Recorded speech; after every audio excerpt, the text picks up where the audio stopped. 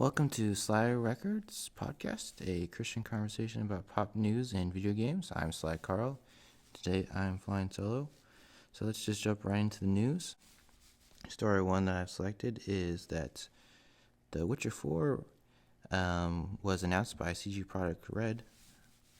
And one of the bigger announcements of this project, well, you can look at the teaser trailer yourself to find out that it is going into a new direction. It's teased because it's not using Geralt's medallion, it's using a different kind of medallion, which most likely is going to be, but it will be a different school of thought for the Witcher series. If you want to dive into more of that lore stuff, I'm pretty sure plenty of people are doing inference or suggestives of what could be, or looking into their crystal ball and seeing the future. But the interesting thing about the announcement was that CG Projekt announced that it's no longer going to be using its own engine, the Red engine, but it's going to be working with Epic Games, the Unreal Engine. The biggest thing about that aspect is that instead of trying to chart your own path with your engine, which they've been using for a very long time, which their press release says since The Witcher 2, and their final project was Cyberpunk, it speaks more volumes of that CG Projekt Red wants to move on and work on next-gen game, even though Cyberpunk has pushed the bounds on that regard. Unreal Engine 5 is what they're going to be using, is a strategy plan, and their press release talks about a multi-year strategy with Epic Games, and not just a publishing deal, but more of a strategic chart. And that means for the developer that they have expanded tools and expanded arsenal to partner with and chart that path together, instead of trying to tackle it alone, which it's good to come together on those kind of stuff. But it singles more of the actual new games that will push how you want to term fidelity, or the idea of going from faster load times or different things you can do with a video game tool stick is not right now. It is when Unreal Engine 5 will comes out, and most likely when this game will come out. There's other Unreal Engine 5 games in the works from other developers, but most likely this plan of going hand in hand together is the future, and not the games coming out right now.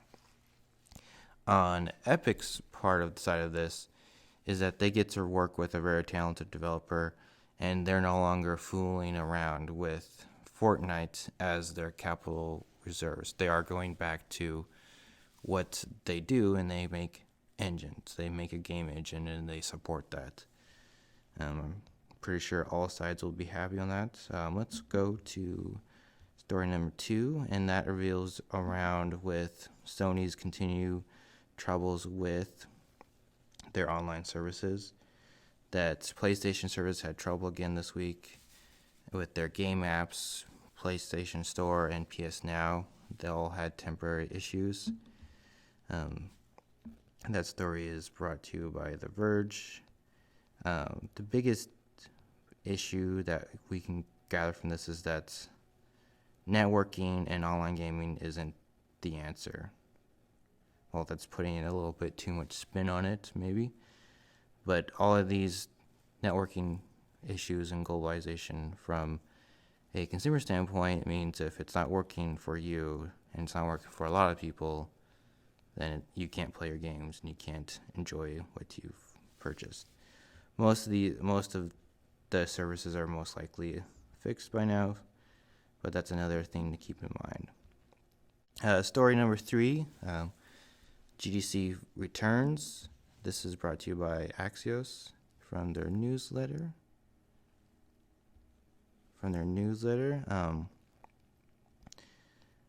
They report that this is the biggest it's the first major gaming event in a while, in person, and it's one of the biggest events since COVID. I believe I also heard that it's under new leadership, that GC is, and that there's still a lot of virtual showings on there, still a lot of virtual attendees, and then still a lot of Skype calls coming in to give the press the conference, the talking points. I'm a big proponent for understanding development just as much as the fictional worlds that they produce, and the purpose of understanding people and creating those in turn will push our desire for the game. It goes hand in hand. You'll probably find more and more coverage of GDC as the weeks go on, but on my YouTube page you can find a playlist, and I'll be adding certain different GDC talks that I've already done in the past, or I've looked up in the past and added to the playlist.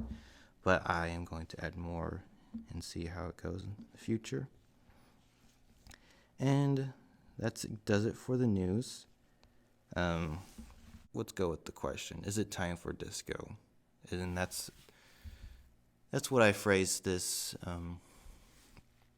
what I did for the title for this episode 1. Is it time for disco?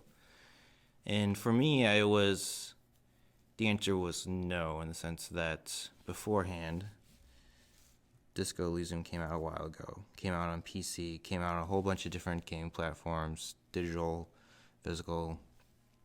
And this week, Disco Elysium came out physically on the Switch, and I pre-ordered it and bought it, and I played it this week. But back to why I said no beforehand is that games starting to get a level of hype that it feels like it's too much. Feels like it's too much for me to just jump on it. And I also want to play games physically. I want to actually have the cartridge and then put it in my system and play them. And that's a different debate. But it's the reason why I waited so long. I waited because I wanted to have a physical version to put it on my Switch and go. Which, it's nice to play a game without having that conversation in your head of, it's such a good game, or the writing's so good. Means the heavy cavalry of the innocents Franco-Negro, sweeping over the plains and nations of the enemies of mankind, 5th century style, unified currency and the concept of cool came in their wake. They wore lamella and carried guns. But first and foremost, Franco-Nigerian heavy cavalry was really, really wide. That hole in the fence must be enormous. This lore that this world has, and it just gets dumped across from you. But you're also coming from this idea of having the character and not knowing your name, waking up from a dream state, having amnesia, all of the, that simple trope. And then Disco Elysium comes in, does that, and then just expands upon it of what does it mean to not remember? And an aspect of you build your character, it is played through more of like a D&D approach or more of like a tabletop game where you go interact the world, the dungeon master or the developer has given you these NPCs to talk to, figure out what's going on, and then these checks that will happen. Checks on what your skill set is when you first made your character. And all that's cool, but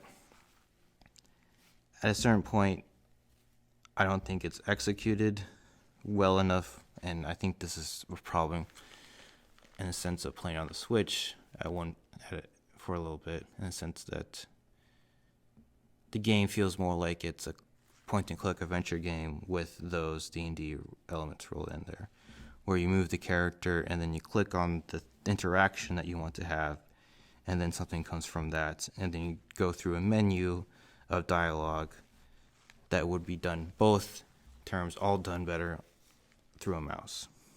But the game plays well in the sense of if you want a narrative given to you and go down that rabbit hole, you can continue to go and go and go and go and go and go, which is an interesting way of going through escapism.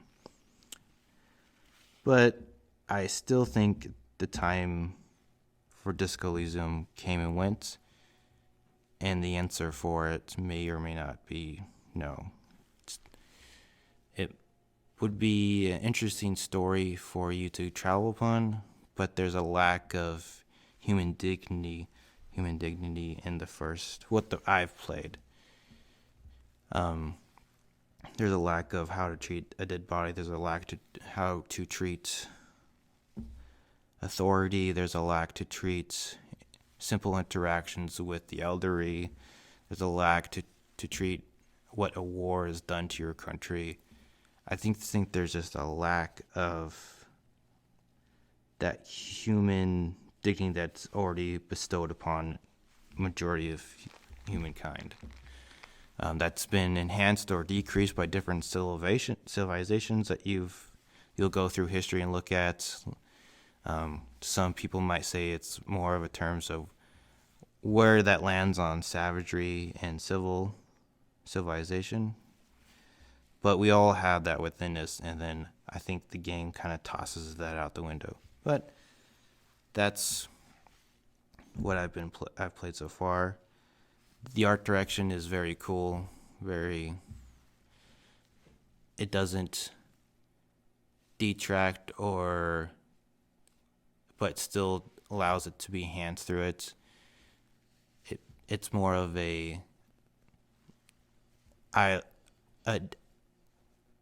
it's more of a gatherization of what art is. It's a little bit closer to the art spectrum than like a realism standpoint, but which works for that game. All in all, I'll probably continue to play the game, and I hope to discover what everybody has found to be so enticing by Disco Elysium. That'll do it for this episode. I'm figuring everything out, seeing what works, but I hope that if you do give a listen, I'll like feedback, and I'll see you next episode. Goodbye.